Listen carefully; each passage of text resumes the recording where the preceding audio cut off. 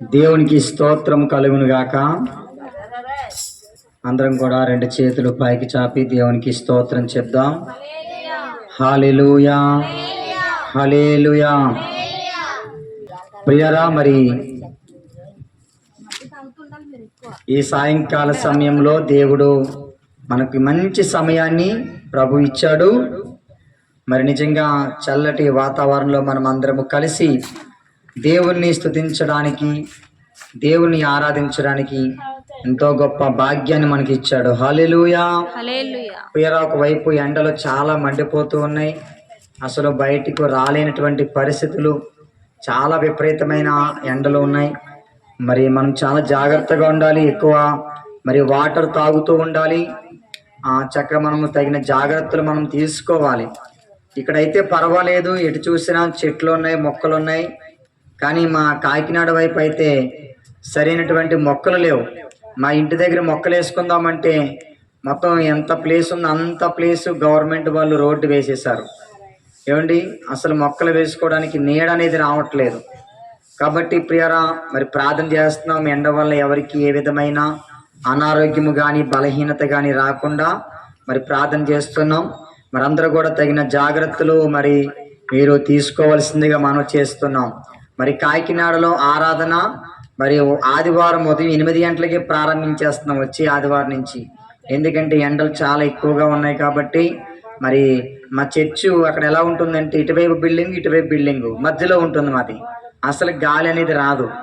మరి అందుకని అది సమయానికి మరి తొందరగా ప్రారంభించాలనే ఉద్దేశంతో ఈరోజు దాని గురించి మాట్లాడడం జరిగింది. అయితే ఇక్కడ మరి చల్లటి సాయంకాల సమయంలో మనం కూడుకోవడానికి మరి దేవుడు ఎంతో కృప చూపించాడు. ప్రియరా, మరి ఇక్కడ మరి గది అద్దెకి తీసుకున్నాం. నెలకు 1000 రూపాయలు కట్టి ఇక్కడ ఉండాలి, సామాన్లు అవి పెట్టుకోవాలి, ఇక్కడ ఆరాధన పెట్టుకోవాలని. మరి ప్రార్థన చేస్తున్నాం. దేవుడు ద్వారాలు తెరవాలని, దేవుడు తన చిత్తాన్ని జరిగించాలని, దేవుడు మరి ఎక్కడైతే స్థిరపరుస్తాడో అక్కడ దేవుడు తన అద్భుతాలు జరిగించాలని మేము ప్రార్థన చేస్తున్నాం. దేవుని చిత్తము ఏంటి ప్రాంతానికి పంపించినప్పుడు ఏమండి ప్రాంతంలో మరొక సంవత్సరం పాటు సువార్తను ప్రకటించి అనేక కుటుంబాలకు నేను ప్రార్థన చేసి వెళ్ళేవాడిని. ప్రియా, రాను రాను అలా తర్వాత మరి యేసురత్నమ్మ గారు మరి అక్కడ పరిచయం అయినప్పుడు, మరి యేసురత్నమ్మ గారి ఇంటి దగ్గర ప్రార్థన చేసినప్పుడు, మరి యేసురత్నమ్మ గారితో కొన్ని విషయాలు మాట్లాడినప్పుడు అక్కడ మరి ప్రతిరోజు కూడా కొంతమంది మరి వృద్ధులకు ఇక్కడ ఉదయకాల సమయంలో మరి టిఫిన్ ఏర్పాటు చేయడం జరుగుతుంది. మరి దాదాపుగా ఇది 2వ నెల ముగించబడుతూ ఉంది. ఇంకొక 2 రోజులు పోతే 15వ తారీఖు వస్తే 2వ నెల పూర్తవుతుంది. మరి 3వ నెలకు వస్తాం. మరి దేవుడు మరి 2 సంవత్సరాల క్రితం మేము ఈ పరిచర్య ప్రారంభించాం. మరి కాకినాడలో 2 సంవత్సరాల నుంచి ఈ పరిచర్య కొనసాగుతూ ఉంది. అయితే దేవుడు ఈ ప్రాంతంలో తన మరి ఆహారాన్ని పెట్టమని చెప్పినప్పుడు మరి ఈ ప్రాంతాన్ని వెతుక్కుంటూ రావడం జరిగింది. దేవునికి స్తోత్రం కలుగును గాక. అందరూ దేవునికి స్తోత్రం చెప్దాం. చాలా సంతోషం ప్రియరా. మరి సమయంలో సాక్ష్యాలు చెప్పేవారు ఎవరైనా ఉంటే దయచేసి సాక్ష్యాలు చెప్పడానికి మీరు త్వరగా సిద్ధపడవలసిందిగా నేను మనవి చేస్తున్నాను. మరొక చిన్న చరణం మరి పాడుతూ ఉండగా మీరు సాక్ష్యాలు చెప్పేవారు త్వరగా సాక్ష్యాలు సిద్ధపడండి. మేలు చేయక నీవు ఉండలేవయ్యా, ఆరాధించక నేను ఉండలేనయ్యా. మేలు చేయక నీవు ఉండలేవయ్యా, ఆరాధించక నేను ఉండలేనయ్యా. యేసయ్యా, యేసయ్యా, యేసయ్యా, యేసయ్యా, యేసయ్యా, యేసయ్యా, యేసయ్యా, యేసయ్యా. మేలు చేయక నీవు ఉండలేవయ్యా, ఆరాధించక నేను ఉండలేనయ్యా. ఆరాధించే వేళ యందు నీ హస్తములు తాకాయి నన్ను, పశ్చాత్తాపం కలిగిన సాక్ష్యాలు చెప్పేవారు త్వరగా సిద్ధపడండి. గ్రహించగానే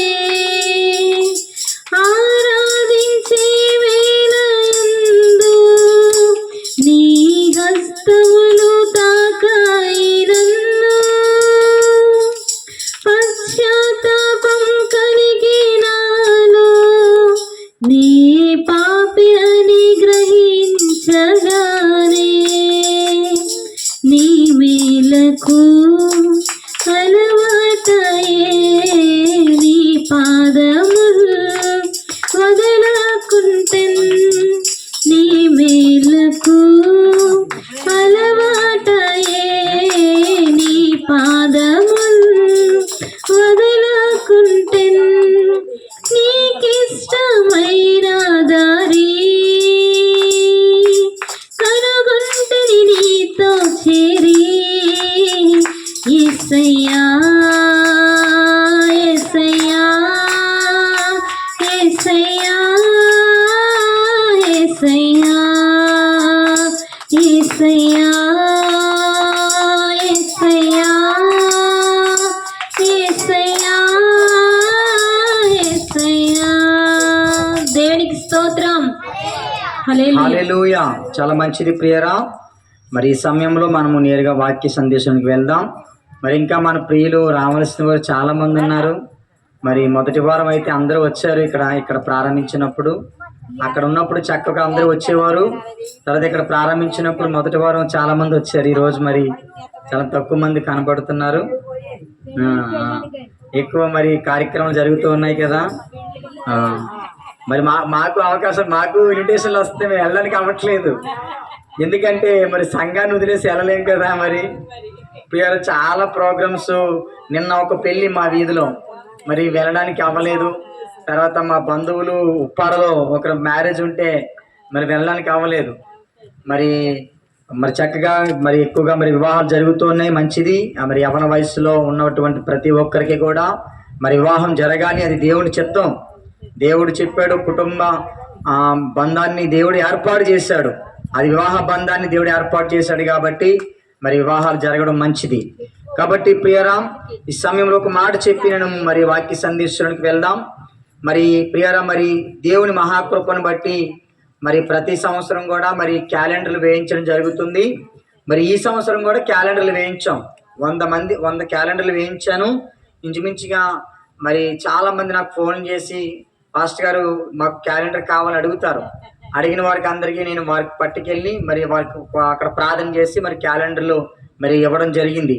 ఇలా ప్రియర్ ఇక్కడ ఏపీఎస్పీలో కూడా నాకు తెలిసినటువంటి కొంతమంది స్నేహితులకు కూడా నేను క్యాలెండర్స్ ఇచ్చాను. మరి ఒక ఆయన మధు సార్ గారు పోలీస్ డిపార్ట్మెంట్లో ఆయన జాబ్ చేస్తారు, ఆయన పోలీస్ ఆఫీసరు. మరి వారికి మేము క్యాలెండర్లు ఇచ్చాం. ఏపీఎస్పీలో నాకు చాలా మంది మరి పోలీస్ ఆఫీసర్లు ఉన్నారు. వారు మరి చక్కగా మన పరిచయను ప్రేమిస్తూ ఉంటారు. మరి వారందరికీ కూడా మరి చక్కగా క్యాలెండర్లు ఇవ్వడం జరిగింది. అయితే ఇవి మరి ఎక్కడో మాకు కవర్లో ఉండిపోయినాయండి, లోపల కవర్లో ఉండిపోయినాయి. ఒకసారి మేము తీసినప్పుడు కొన్ని క్యాలెండర్లు బయటపడ్డాయి. అప్పుడు అనిపించింది, ఏంటి క్యాలెండర్లు బయట ఉన్నాయి, మనం అన్నీ ఇచ్చేసాం కదా అనుకున్నాం. అప్పుడు నేను అనుకున్నాను, పనసపాడులో మనం సేవ చేస్తున్నాం కదా, దేవుడే ప్రాంత ప్రజలకు ఇవ్వడానికే పక్కన పెట్టాడేమో అనిపించింది. దేవునికి స్తోత్రం కలుగును గాక. అందరూ గట్టిగా దేవునికి స్తోత్రం చెప్దాం. ప్రియా, నేను చాలా ఖర్చుతో ఈ క్యాలెండర్లు వేయించాను. ఈ క్యాలెండర్లు తీసుకున్న వారు ఖచ్చితంగా దీవించబడతారు, ఆశీర్వదించబడతారు. ఈ మాట చెప్పి, అమ్మ ఇది మీరు కొనండి అని చెప్పను. ప్రియా, నేను దేవుని ప్రేమను బట్టి ఏదైనా ఉచితంగా ఇవ్వాలని నేను అనుకుంటాను. ఎందుకంటే ప్రతిరోజు మీకు తెలుసు, కొంతమంది వృద్ధులకి టిఫిన్ ఏర్పాటు చేస్తూ ఉన్నాం.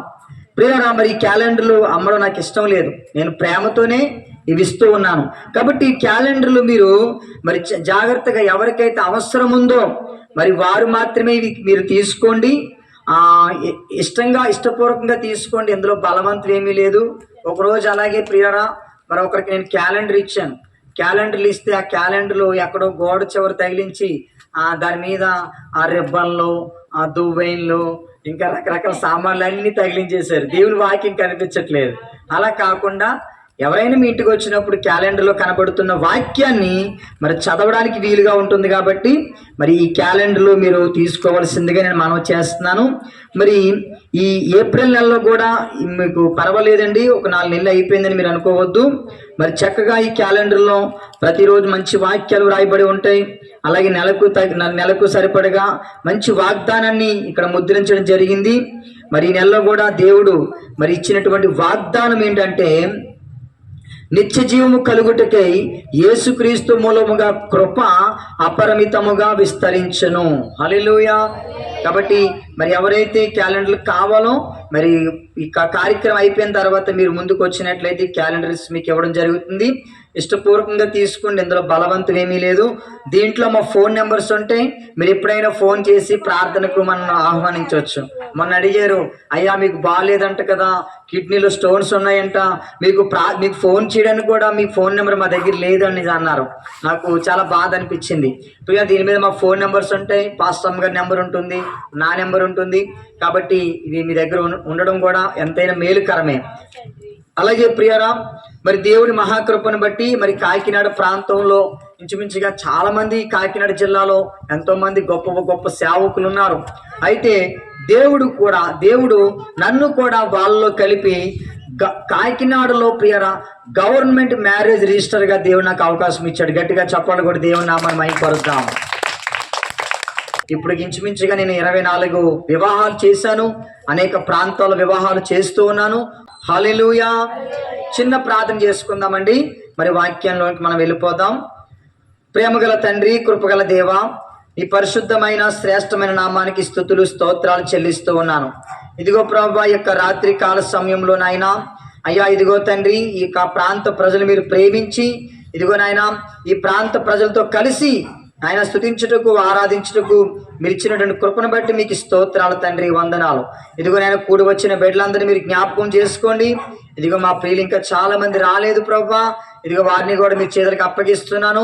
ఇంకా గృహాల్లో ఉండి ఎవరైతే శబ్ద యంత్రం ద్వారా మీ మాటలు వింటున్నారో వారిని కూడా మీరు దర్శించండి, వారి జీవితంలో కూడా మీరు గొప్ప కార్యాలు చేయమని కూడి వచ్చిన బిడ్డలందరినీ మీ చేతులకు అప్పగించుకుంటూ మహిమ ఘనత ప్రభావాలు మీకే చెల్లిస్తూ నజరేయుడైన యేసుక్రీస్తు నామమున ఈ ప్రార్థన మనవులు అడిగి వేడుకుంటున్నాను తండ్రి, ఆమేన్. దేవునికి స్తోత్రం. మా సమయం టైం ఎంత అయింది? నాకు టైం ఉండేది ఏదైనా ఒకసారి ఇవ్వండి, నాకు దగ్గర టైం చూసుకోవడానికి. నా వాచ్లో బ్యాటరీ అయిపోయింది. టైము 7:15 అవుతుందండి. నేను 8:15 కల్లా నేను ముగించేస్తాను. మీరు ఎవరు ఇబ్బంది పడొద్దు. ఒక అరగంట, ఒక 20-30 నిమిషాలు మాత్రమే వాక్యాన్ని జ్ఞాపకం చేస్తాను. మీరందరూ శ్రద్ధగా వినాలని మీకు తెలియజేస్తూ ఉన్నాను. ప్రియరా, యోనా గ్రంథంలో కొన్ని మాటలు మనం ఈ రాత్రి కాల సమయంలో మనం ధ్యానం చేద్దాం. యోనా గ్రంథం 3వ అధ్యాయం నేను చదువుతూ ఉన్నాను.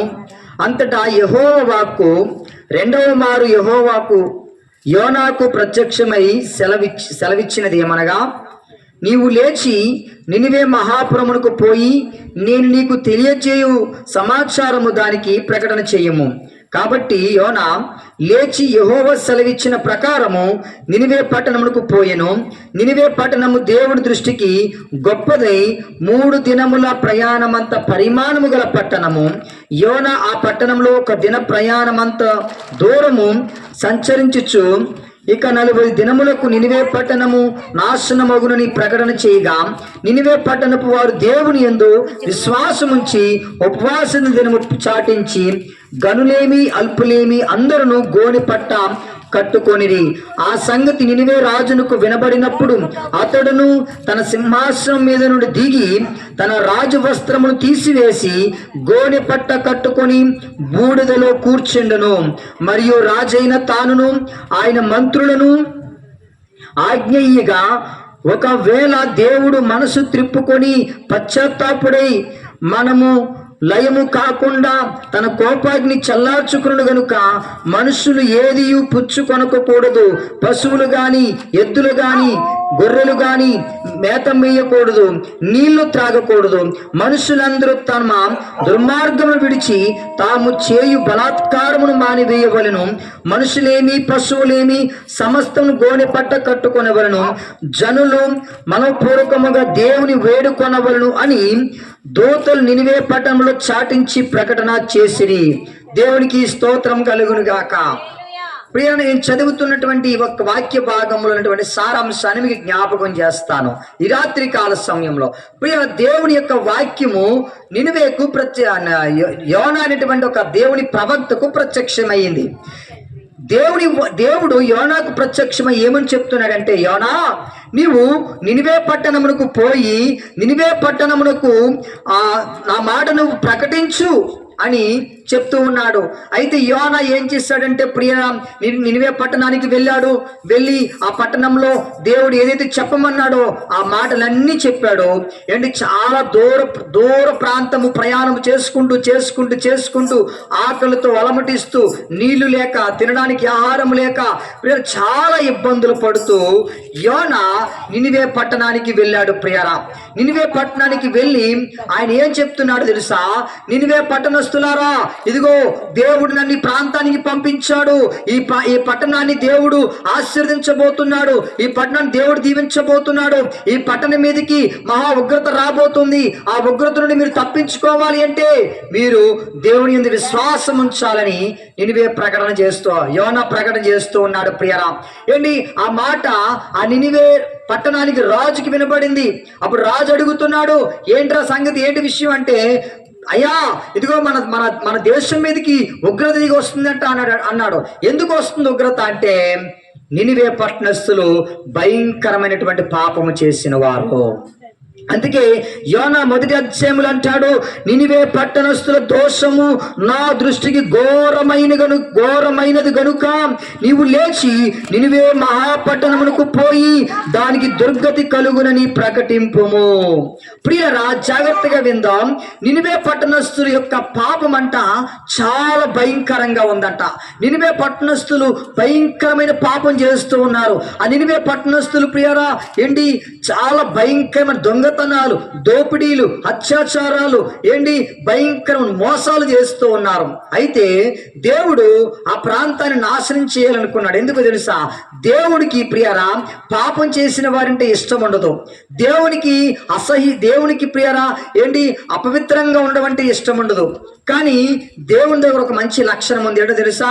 నా ప్రజలు పాడైపోతున్నారు, నా ప్రజలు నశించిపోతున్నారు, వీరిని నేను శిక్షించలేను, ఒకసారి నా ప్రవక్తను ఆ ప్రాంతానికి నేను పంపిస్తానని చెప్పి దేవుడు తన ప్రవక్తనైనటువంటి యోనాను ఆ ప్రాంతానికి పంపించాడు. ఆ ప్రాంతానికి పంపించి చెప్తూ ఉన్నాడు, నినివే పట్టణస్థులు యొక్క దోషము నా దృష్టికి చాలా ఘోరంగా ఉంది, వారు చాలా పాపం చేస్తున్నారు, ఇదిగో నేను ఆ పట్టణం నాశనం చేస్తాను ఇలాగే ఉంటే. కాబట్టి యోనా, నువ్వు ఆ ప్రాంతానికి వెళ్ళి ఆ ప్రాంతాన్ని హెచ్చరించు, ఆ ప్రాంతాన్ని ఖండించు అని యోనాను పంపించినప్పుడు, ప్రియరా, యోనా ఆ ప్రాంతానికి వస్తాడు. ఆ ప్రాంతానికి వచ్చినప్పుడు యోనా దేవుడు ఏదైతే చెప్పమన్నాడో అది చెబుతాడు. అయ్యో, ఇలా చెబితే ఈ ప్రాంత ప్రజలను కొడతారేమో, ఇలా చెబితే ఈ ప్రాంతాలను వెలివేస్తారేమో, ఇక్కడ రాజున్నాడు, రాజు నన్ను ఏదైనా శిక్షిస్తాడేమో అని భయపడలేదు. ఎందుకో తెలుసా? యోనా దేవుని ప్రవక్త. దేవునికి స్తోత్రం కలుగును గాక. హల్లెలూయా. ప్రియరా, ఒక దొంగతనం చేసే వ్యక్తిని నువ్వు దొంగ అంటే వాడికి ఏమొస్తుంది? కోపం వస్తుంది. పౌరుషం కాదు, కోపం. అది ఉగ్రుడైపోతాడు. ప్రియరా, ఎవరైనా అబద్ధం ఆడితే, నువ్వు అబద్ధం ఆడుతున్నావు అనుకోండి, ఏమంటారు? నేను అబద్ధం ఆడుతున్నానా అని తిరిగిచ్చి నువ్వే అబద్ధం ఆడుతున్నావు అంటారు. ప్రియరా, ఎవరైనా తప్పు చేశారనుకోండి, నువ్వు తప్పు చేస్తున్నావంటే నువ్వెవరు నాకు చెప్పడానికి అంటావు. అవునా కాదా ప్రియరా? ఇది మానవుని యొక్క నైజం. ప్రియరా, అలాంటి ప్రాంతంలో భయంకర పాపం చేసినటువంటి ప్రజలు నినివే పట్టణస్థులు దొంగతనాలు చేస్తున్నారంట, దోపిడీలు చేస్తున్నారంట, మానభంగాలు చేస్తున్నారంట, వ్యభిచారం చేస్తున్నారంట, భయంకరమైనటువంటి పాపం చేస్తున్నారు. పాపం చేస్తే యోనా వచ్చాడు. యోనా ప్రాంతానికి వచ్చాడు. ఆ ప్రాంతంలో అడుగుపెట్టి, ఓయ్ నినివే పట్టణస్థులారా, మీరు దొంగతనాలు చేస్తున్నారు, మీరు దోపిడీలు చేస్తున్నారు, మీరు మానభంగాలు చేస్తున్నారు, మీరు అత్యాచారాలు చేస్తున్నారు, ఇది దేవునికి ఇష్టము కాని కార్యము, కాబట్టి అవన్నీ కూడా మీరు విడిచిపెట్టండి అని బహిరంగంగా ప్రకటన చేస్తున్నాడు. ఉన్నాడు. దేవునికి స్తోత్రం కలుగును గాక. ప్రియరా ఏంటి అనేక మంది అయ్యో ఇతడు ఎవడు, మన తప్పులు ఇతనికి ఎలా తెలుస్తాయి, నేను మన అబద్ధం ఆడాను ఈ వ్యక్తికి ఎలా తెలిసింది, నేను మన దొంగతనం చేశాను ఈ వ్యక్తికి ఎలా తెలిసింది అని వాళ్ళు ఏమో సదిగిలి పడిపోతున్నారట. ఎలా తెలిసింది? దేవుడు చెప్పాడు. హల్లెలూయా. ప్రవక్తకు ప్రియరా దేవుడు అన్ని చెప్తాడు. ఎవరు మనసులో ఏముందో ఏంటి, ఏ సమస్య ఏ సమయానికి ఏం జరుగుతుందో దేవుడు ఏంటి ప్రవక్తలకు తెలియజేస్తాడు. హల్లెలూయా, హల్లెలూయా. ప్రియరా అటువంటి పరిస్థితుల్లో యోనా ప్రాంతానికి వెళ్ళిన తర్వాత ఇక్కడ ఏం జరిగిందో తెలుసా?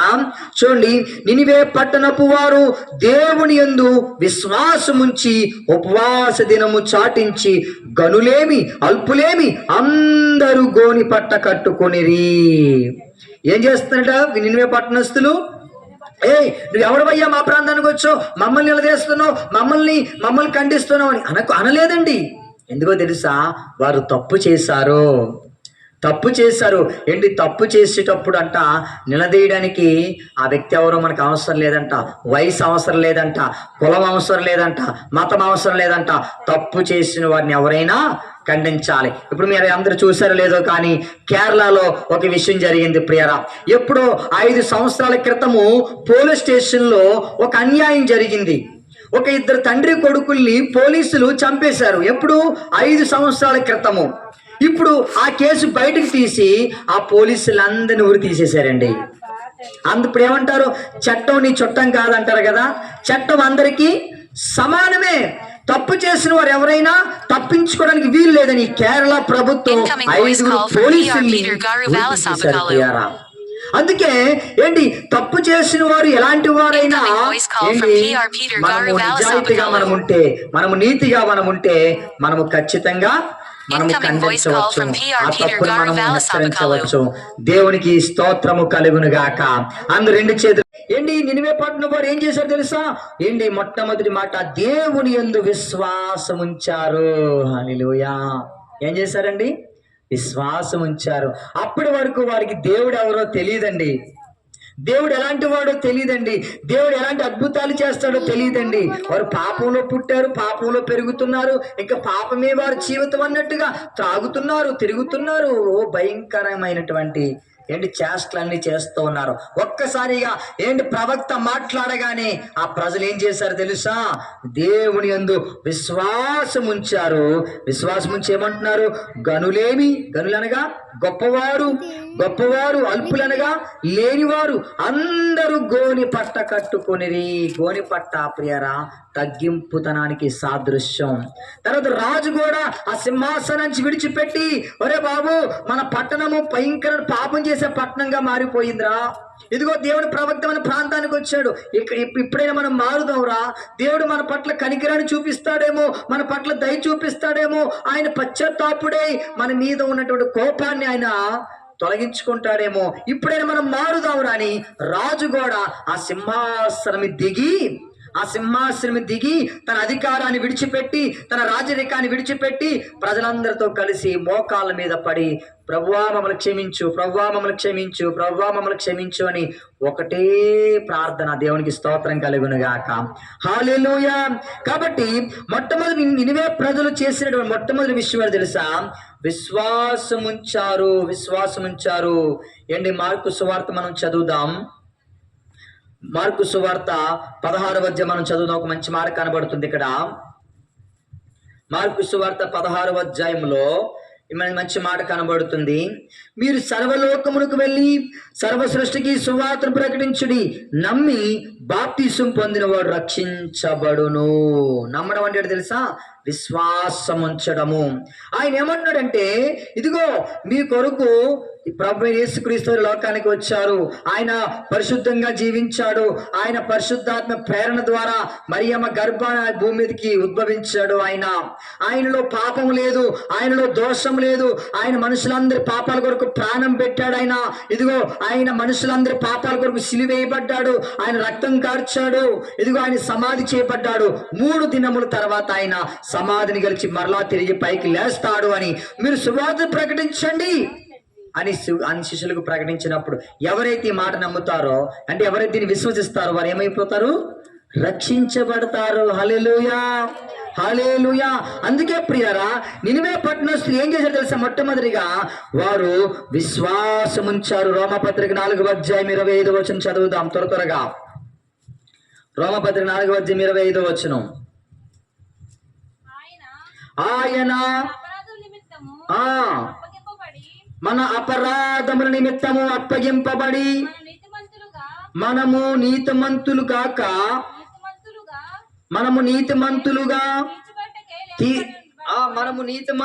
తీర్చబడుటకై లేపబడెను. అంతేనా? నీతిమంతులుగా తీర్చబడుటకై లేపబడను. దేవునికి స్తోత్రం కలుగును గాక. ఎందుకంటే ఏమన్నాడు తెలుసా? ఆయన మన అపరాధముల నిమిత్తము అప్పగింపబడి.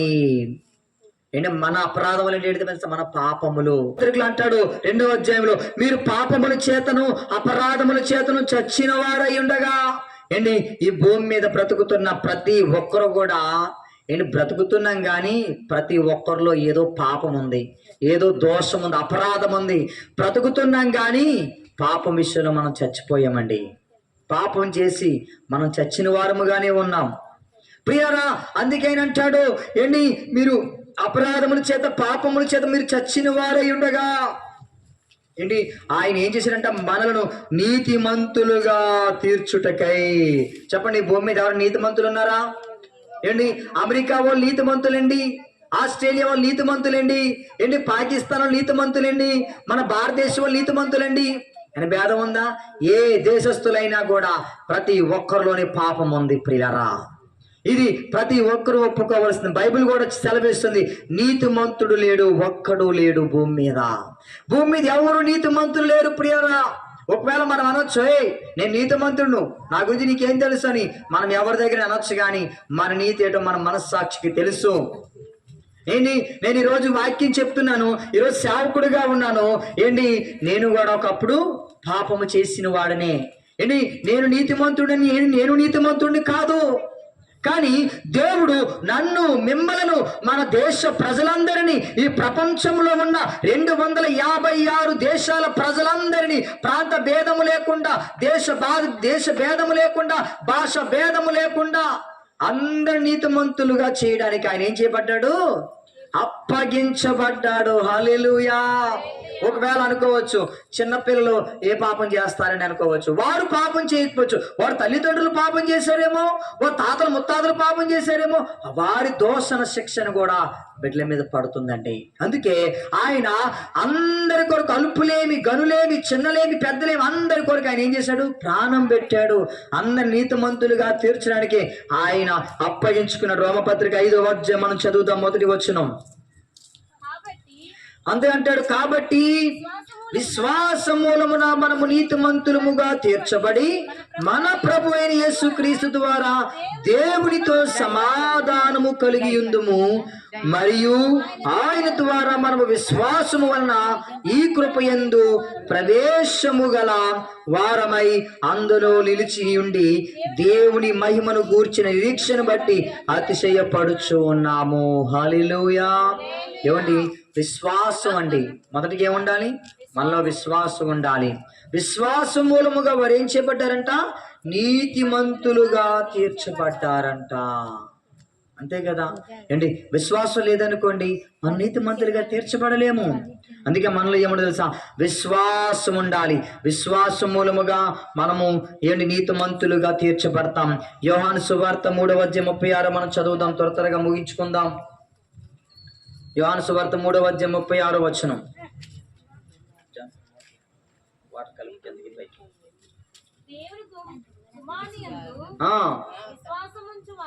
జాగ్రత్తగా వినాలి. దేవుని కుమారుని యందు విశ్వాసముంచువాడే నిత్య జీవము గలవాడు.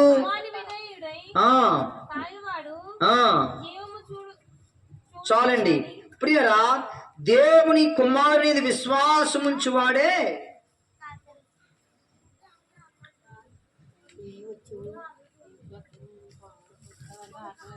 ఇక్కడ ఎంత మంచి మాట రాయబడింది. కుమారుని యందు విశ్వాసం ఉంచువాడు నిత్య జీవము గలవాడు. కుమారుడు అంటే ఎవరు తెలుసా? మన ప్రభు అయిన యేసుక్రీస్తు వారు. ఆయన అందరినీ ప్రేమిస్తాడు. ఆయన ఏ బాబు మీరు నా దగ్గర రాకండి, మీరు నాకు దూరంగా వెళ్ళండి అని చెప్పడైనా. ఆయన కుష్ఠరోగులు ప్రేమించాడు, పక్షవాయువు గల వారిని ప్రేమించాడు, మోగవారిని ప్రేమించాడు, చెవిటి వారిని ప్రేమించాడు, గుడ్డి వారిని ప్రేమించాడు. ఏంటి నువ్వు తక్కువ కులడు రా, నువ్వు నా దగ్గర రావద్దురా అనలేదైనా. అందరినీ ప్రేమించాడు, అందరినీ హత్తుకున్నాడు, అందరి కోసం ఆయన ప్రాణం పెట్టాడు. దేవునికి స్తోత్రం కలుగును గాక. హల్లెలూయా. ఆయన జాలర్లతో తిరిగాడు, శంకరులతో తిరిగాడు, పరిసయ్యులతో తిరిగాడు, అందరినీ ప్రేమించాడు. అందరి కోసం ఆయన ఏం చేయాలి తెలుసా? ప్రాణం పెట్టాడు. ఆ కుమారుని యందు మనం విశ్వాసం ఉంచితే మనం ఏం చేయబడతామంట?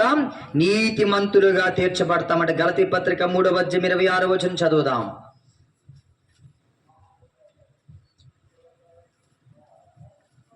గలతీ పత్రిక 3:26.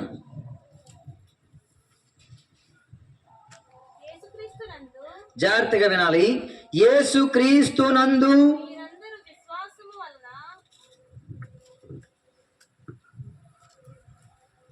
ఎన్నో అధ్యాయం 26.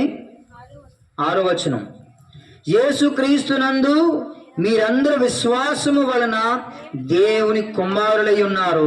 క్రీస్తులోనికి బాప్తిసం పొందిన మీరందరూ క్రీస్తును ధరించుకొని ఉన్నారు. హల్లెలూయా. ప్రియరా, యేసుక్రీస్తునందు విశ్వాసం ఉంచిన వారందరూ కూడా ఏమై ఉన్నారంట? దేవుని కుమారులై ఉన్నారంట. హల్లెలూయా, హల్లెలూయా. ప్రియరా, ప్రతి ఒక్కరి ఆధార్ కార్డులో ఎవరి పేరు ఉంటుంది చెప్పండి? తండ్రి పేరు ఉంటుంది. ఆధార్ కార్డు కింద ఏముంటుంది? తండ్రి పేరు. సన్ ఆఫ్ అనుండి అక్కడ తండ్రి పేరు ఉంటుంది. ఆడపిల్లలైతే డాక్టర్ ఆఫ్ అనుండి కింద తండ్రి పేరు ఉంటుంది. అంటే నా తండ్రి ఇదిగో ఫలానా, నా తండ్రి ఫలానా, నా తండ్రి ఫలానా అంటారు. ఒకవేళ పెళ్ళి అయిపోయిన తర్వాత మరి మారిపోతుంది కదండి పాస్టర్ గారు అంటారు. ఒకవేళ మారిపోయినా కూడా ప్రభుత్వం వారు ఏం చేశారు తెలుసా? మార్చుకున్నా ఒకటే, మార్చుకోకపోయినా ఒకటే అని చెప్పి పాన్ కార్డు ఉంటుంది. పాన్ కార్డులో మీరు ఎక్కడికి వెళ్ళి మీరు పాన్ కార్డు చేసుకున్న మీ నాన్నగారి పేరు అడుగుతారు. హల్లెలూయా. అమ్మ, మీ నాన్నగారి పేరేంటి అమ్మా? వెంకటరమణ. ఒకవేళ ఇప్పుడు తల్లిగారు కనుక పాన్ కార్డ్ ఆఫీస్కి వెళ్ళి మేడం గారు నాకు పాన్ కార్డు చేయని అడిగారు అనుకోండి, ఆవిడ ఏమిడుతో తెలుసా? అమ్మ మీ నాన్నగారి పేరు ఏంటి అని అడుగుతారు. ఆవిడ ఏం చెప్పాలి? ఇప్పుడు మా నాన్నగారి పేరు వెంకటరమణ అని చెప్పాలి. హల్లెలూయా. అందరూ స్త్రీలైన పురుషులైన ఎవరైనా కూడా పాన్ కార్డు మీద కూడా తండ్రి పేరే వస్తుంది. ప్రియరా, శరీరమును బట్టి ఆయన మనకు తండ్రి, శరీరం బట్టి మనకు తండ్రి. ప్రియరా, ఆత్మను బట్టి ప్రియరా మనందరికి ఒక తండ్రి ఉన్నాడు. ఆయన పరలోకమందున దేవుడు. గట్టిగా చప్పట్లు కూడా దేవుని నామాన్ని మహిమపరుద్దాం. హల్లెలూయా. ఆ తండ్రి దగ్గరికి మనం వెళ్ళాలి అంటే యేసుక్రీస్తు వారిని ఏం చేయాలి? విశ్వాసం ఉంచాలి. యేసుక్రీస్తు వారి యందు నిరీక్షణ ఉంచాలి. ఆయన మనల్ని దేవుని దగ్గరకు చేర్చడానికి యేసుక్రీస్తు వారు లోకానికి వచ్చారు. మనందరూ ఎవరు? దేవుని పిల్లలమే. దేవుని పిల్లలం.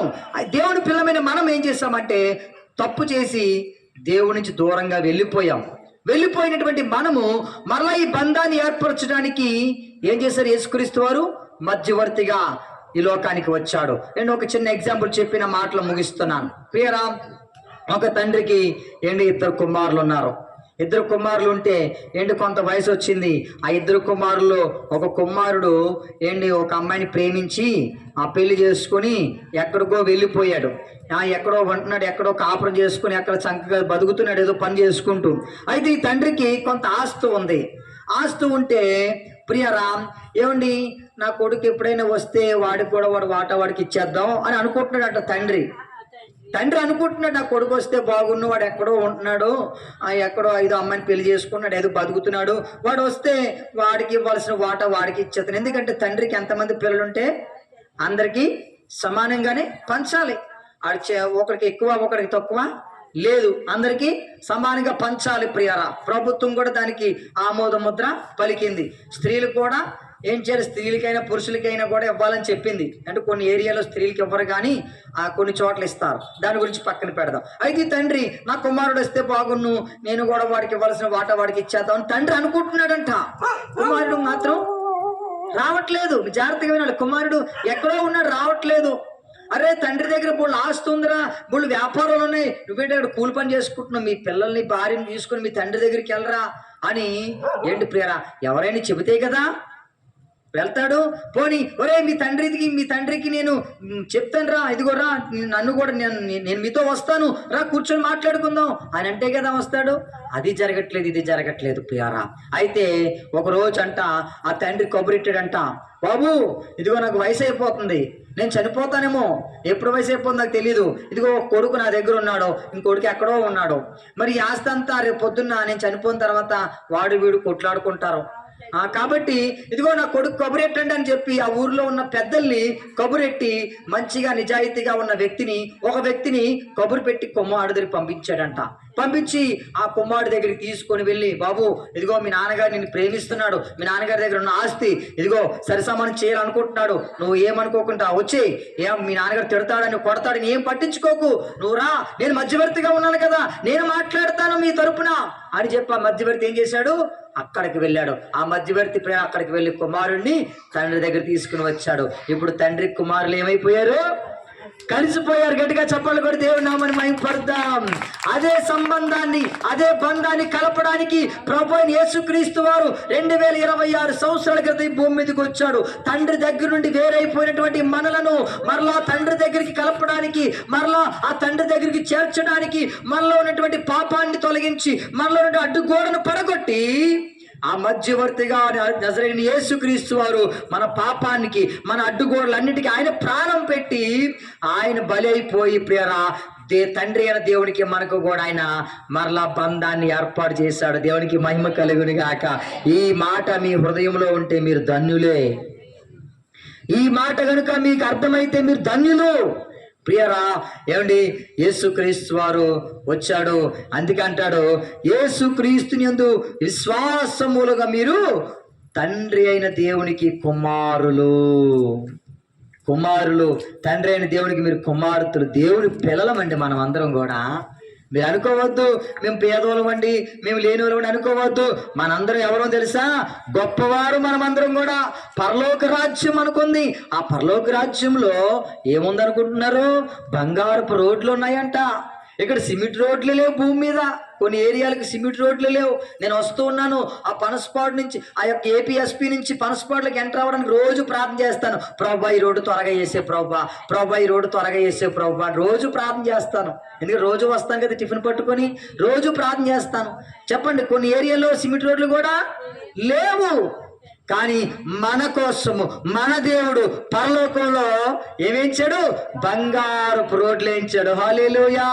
అమ్మ వింటున్నారా ఏంటి, ఈ భూమి మీద మనకు ఏంటి, మనము గోడలకి ఏమైనా బంగారాన్ని పొదిగించుకుంటామా ఏంటి? ఎంత బంగారం ఉంటే చాలు, ఎక్కడ పెట్టుకుంటాం, ముక్కులో కానీ చెవులో కానీ ఎట్టుకుంటాం. దేవుడు ఏం చేయడు తెలుసా, బంగారుతో ఇల్లు కట్టించాడంట మన కోసం. అక్కడ బంగారపు భవనాలే దేవుడు మన కొరకు ఏంటి ఏర్పాటు చేశాడండి. అంతటి గొప్పవారు మనమందరము కూడా. హల్లెలూయా. కాబట్టి ఎవరు కూడా చింతించవద్దు. ఏంటి, ఈ లోకంలో ఉన్నంత వరకే బాధలు, ఈ లోకంలో ఉన్నంత వరకే కాళ్ళు లాగితే, ఈ లోకంలో ఉన్నంత వరకు నడుసలుపులు, ఈ లోకంలో ఉన్నంత వరకే కష్టాలు, ఈ లోకంలో ఉన్నంత వరకు శ్రమలు. ఏంటి మనము ఈ లోకంలో నుంచి విడిచి వెళ్ళిపోయిన తర్వాత, తండ్రి అయిన దేవుని దగ్గరికి వెళ్ళిన తర్వాత మనకి ఏ బాధ లేదు, ఏ కష్టం లేదు, ఏ శ్రమ లేదు, అనారోగ్యం లేదు, రోగం లేదు, ఆకలి లేదు, దప్పిక లేదు, ఏమీ లేదు. దేవునికి స్తోత్రం కలుగును గాక. హల్లెలూయా. ఏంటి, మనం అందరం ఏం చేయాలి తెలుసా, భూమి మీద బ్రతికి ఉన్నప్పుడే విశ్వాసం ఉంచాలి. ముగించేస్తున్నాను ఆ మాటలో. ఏంటి, నినివే ప్రజలు ఏం చేశారు తెలుసా, దేవుని యందు విశ్వాసం ఉంచారు. ఏంటి, ఎప్పుడైతే చూడండి ఆ మాట చెప్పిన ముగించేస్తాను. యోనా గ్రంథం 3వ అధ్యాయము, యోనా గ్రంథం 3వ అధ్యాయము 3వ అధ్యాయంలో ఇక్కడ మంచి మాట వ్రాయబడి ఉంది. 10వ వచనము, ఈ నినివే వారు తమ చెడు నడతలను మానుకొనగా వారు చేయుచున్న క్రియలను దేవుడు చూచి పశ్చాత్తాపడి వారికి చేయుదునని తాను మాట ఇచ్చిన కీడు చేయక మానెను. హల్లెలూయా. చూసారా, కీడు చేయక ఏం చేశాడు, మానేశాడండి దేవుడు. కీడు చేయలేదు వారికి. ఎందుకు తెలుసా? వారందరూ తమ చెడు నడతలను విడిచిపెట్టారు, విశ్వాసం ఉంచారు, నిరీక్షణ ఉంచారు. ఏంటి వారు పట్టణం బైబిల్లో రాయబడిందంటే ఎంత గొప్ప విషయం అనుకుంటున్నారు ఏంటి? ఆ పట్టణం బైబిల్లో రాయబడింది. ఏంటి ఎంత ఘోరమైన పాపం చేసిన పట్టణం అండి. అలాంటి పట్టణం బైబిల్ రాయబడిందంటే కారణం ఏంటి తెలుసా? వారు దేవుని యందు విశ్వాసం ఉంచారు. ఏంటి? దేవుని విశ్వాసం ఉంచిన వారు ఎవరైనా కూడా సరే దేవుడు వారి దగ్గరికి వచ్చేస్తాడండి. దేవుడు వారిలో ఉంటాడు, దేవుడు వారితో ఉంటాడు. ఆయన అంటాడు, నేను నీలో ఉన్నాను, నీతో ఉన్నాను. హల్లెలూయా. కాబట్టి ప్రియరా, అలాంటి భయంకరమైన పాపము చేసిన నినివే పట్టణస్తులే మారారు. రాజు మారాడు, ఆ నినివే పట్టణస్తులు మారారు, ఆ ప్రాంత ప్రజలందరూ మారారు. మనం కూడా మారుదామండి. ప్రభువునందు విశ్వాసం ఉంచుదాం, ప్రభువునందు నిరీక్షణ ఉంచుదాం. కళ్ళు మూసుకోండి, ప్రార్థన చేసుకుందాం. ప్రేమగల తండ్రి, కృపగల దేవానికి స్తోత్రాలు తండ్రి, వందనాలు ప్రభువా. ఇదిగో ఈ రాత్రి కాల సమయంలో నినివే పట్టణస్తులను చూపించి కొన్ని విషయాలు మీరు మాతో మాట్లాడారు నాయన. ఇదిగో విన్న వాక్యాన్ని బిడ్డల హృదయాలు మీరు స్థిరపరచండి, దానికి నూరంతర ప్రతిఫలము దయచండి. కూడి వచ్చిన బిడ్డలందరూ మీరు ఆశీర్వదించండి. ఈ ప్రాంతాన్ని, ప్రాంత ప్రజలను దీవించండి. వాక్యము ఎవరైతే విన్నారో వారందరినీ మీరు దీవించి ఆశీర్వదించమని యేసు పరిశుద్ధ నామమున అడిగి వేడుకుంటున్నాము తండ్రి. ఆమేన్, ఆమేన్. అమ్మ, కరెక్ట్గా 8:15 అయింది. మరి నేను మాట ప్రకారంగా 8:15కి ముగించేశాను. మరి త్వరగా మరి లేచి నిలబడతాం అందరం కూడా.